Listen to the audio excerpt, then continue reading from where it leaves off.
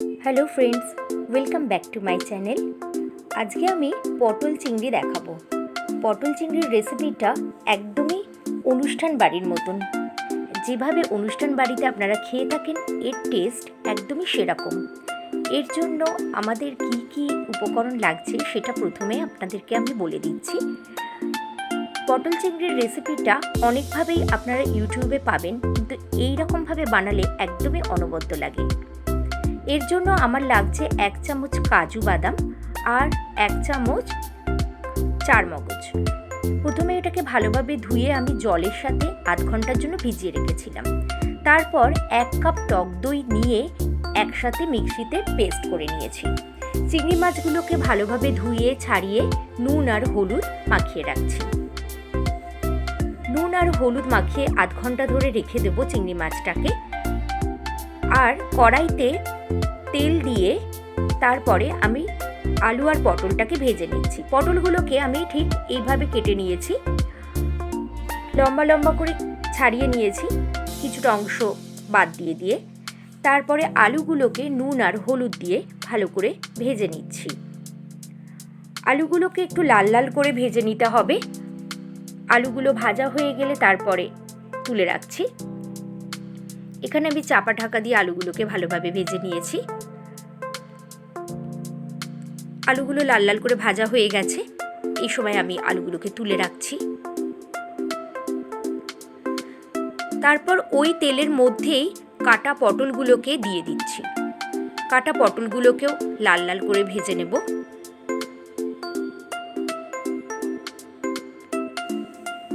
কাটা পটলগুলো ভাজার সময় আমি কিন্তু আর কোনো হলুদ বা নুন ব্যবহার করিনি।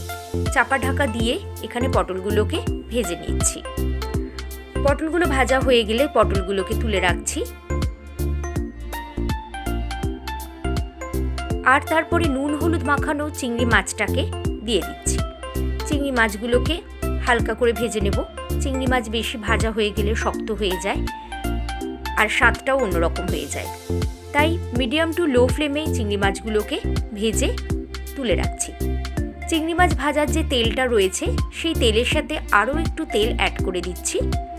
সেই তেল অ্যাড করার পর তাতে ফোড়ন হিসাবে গরম মশলা ব্যবহার করছি আর তেজপাতা ব্যবহার করছি। 3-4টে তেজপাতা, 2-3টে ছোটো এলাচ, 4টে লবঙ্গ আর একটা দারচিনি স্টিককে ভেঙে এখানে ফোড়ন হিসাবে ব্যবহার করছি। তারপর কিছুটা কুচনো পেঁয়াজ এখানে অ্যাড করে ভেজে নিচ্ছি। 2টো বড় সাইজের পেঁয়াজ আছে, যেটাকে আমি কুচি করে ভেজে নিচ্ছি। একটু সময় নিয়ে লাল লাল করে পেঁয়াজগুলো ভেজে নিতে হবে। আর এর সাথে দেব মশলা, বাটা মশলা। এর সাথে আছে আদা, রসুন আর কাঁচা লঙ্কা। এর সাথে একটু পাকা লঙ্কাও আর কি বেটে নিয়েছিলাম। এগুলো আমি সব শিলে বেটে নিয়েছি। বেটে নিয়ে একটু জলের সাথে পেঁয়াজ ভাজার সাথে মিশিয়ে দিচ্ছি। মোটামুটি 2 টেবিল স্পুন এখানে আদা, রসুন আর কাঁচা লঙ্কার বাটা ব্যবহার করেছি। সেটাকেও মশলার গন্ধ যতক্ষণ না যাচ্ছে ততক্ষণ ধরে কষিয়ে কষিয়ে ভেজে নিয়েছি। আর এর সাথে অ্যাড করছি কুচনো টমেটো। কুচনো টমেটো একটা বড় সাইজের কুচিয়ে নিয়েছি। সেই কুচনো টমেটোটাকে এখানে ভেজে কষে নেব। টমেটোটা গলে যাওয়া অবধি অপেক্ষা করেছি। একটু নরম হয়ে এলে তারপরে মিক্সিতে যে পেস্টটা বানিয়েছিলাম সেই মিক্সির পেস্টটাকে এখানে অ্যাড করে দিচ্ছি। যতক্ষণ না তেলটা ভেসে উঠছে ততক্ষণ পর্যন্ত নাড়িয়ে নিয়েছি। কষিয়ে কষিয়ে নাড়িয়ে নিলে কাঁচা গন্ধটাও চলে যায়। গ্যাসের ফ্লেমটা এখানে মিডিয়াম টু লোতে রেখে ভালো করে কষিয়ে নিতে হবে। তারপর এখানে অ্যাড করেছি কাশ্মীরি লঙ্কার গুঁড়ো। 2 চামচ মতন কাশ্মীরি লঙ্কার গুঁড়ো অ্যাড করেছি, যার ফলে খুব ভালো একটা কালার আসে। কালারের জন্য কাশ্মীরি লঙ্কার গুঁড়োটা অবশ্যই ব্যবহার করবেন, না হলে দই আর বাদাম দেওয়ার জন্য একটা সাদা সাদা টেক্সচার এসে যায়, যেটা দেখতে মোটেও ভালো লাগে না। কষিয়ে নেওয়ার পর এখানে 1 চামচ মতন হলুদ গুঁড়ো ব্যবহার করছি।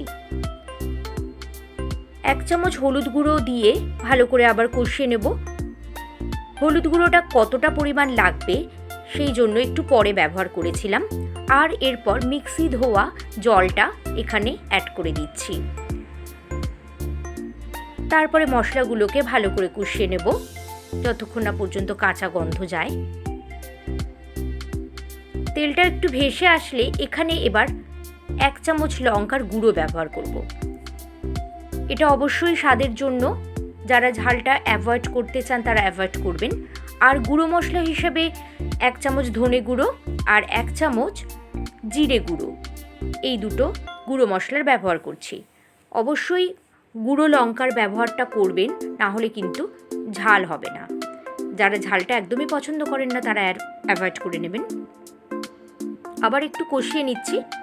কষিয়ে নেওয়ার পর এখানে যখন তেলটা ভেসে উঠছে সেই মুহূর্তে আমি এখানে লবণ আর চিনি ব্যবহার করব। লবণের ব্যবহারটা আগে করিনি, তার কারণ ভীষণ বেশি জল ছেড়ে দেয়। 1 চামচ চিনি ব্যবহার করলাম আর 1 চামচ লবণ ব্যবহার করছি। লবণ আর চিনি দিয়ে কষিয়ে নেওয়ার পর তেলটা খুব সুন্দরভাবে ভেসে উঠেছে। এই সময় ভেজে রাখা আলু আর পটলগুলোকে অ্যাড করে দিচ্ছি। আলু আর পটল অ্যাড করে ভালোভাবে কষিয়ে নেব। মশলার সাথে আলু আর পটল কষিয়ে নেওয়ার পর যখন তেলটা ভালো করে ভেসে আসছে সেই মুহূর্তে একটু জল ব্যবহার করব। অবশ্যই এখানে গরম জলের ব্যবহার করবেন। আমি এখানে 2 কাপ মতন গরম জল ব্যবহার করেছি। খুব বেশি ঝোল হবে না বলে, গা মাখা হবে বলে এখানে 2 কাপ ব্যবহার করেছি। আপনারা যদি একটু ঝোল ঝোল খেতে চান তাহলে অবশ্যই একটু বেশি জল ব্যবহার করবেন। গরম জল দিয়ে ভালো করে আলু আর পটলটা সেদ্ধ হওয়ার জন্য ঢাকা চাপা দিয়ে দিচ্ছি। মিনিট 5 ঢাকা চাপা দেওয়ার পর ভাজা চিংড়ি মাছগুলোকে অ্যাড করে দিচ্ছি। চিংড়ি মাছ ভাজার সাথে কিছু তেলও উঠে এসেছিল, সেই তেল সমেত চিংড়ি মাছগুলোকে এর মধ্যে অ্যাড করে দিচ্ছি। আর অবশেষে দিচ্ছি 1 চামচ গরম মশলার গুঁড়ো। গরম মশলা গুঁড়ো দিয়ে হালকা হাতে নাড়িয়ে নিচ্ছি। নাড়িয়ে নিয়ে আবার চাপা ঢাকা দিয়ে রাখছি। মিনিট 5 পর একদম এই কনসিস্টেন্সি এসছে, একদম রেডি এটা সার্ভ করবার জন্য।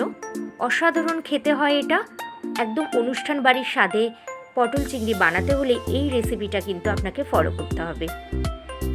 তাহলে কত সহজে বানানো হয়ে গেল।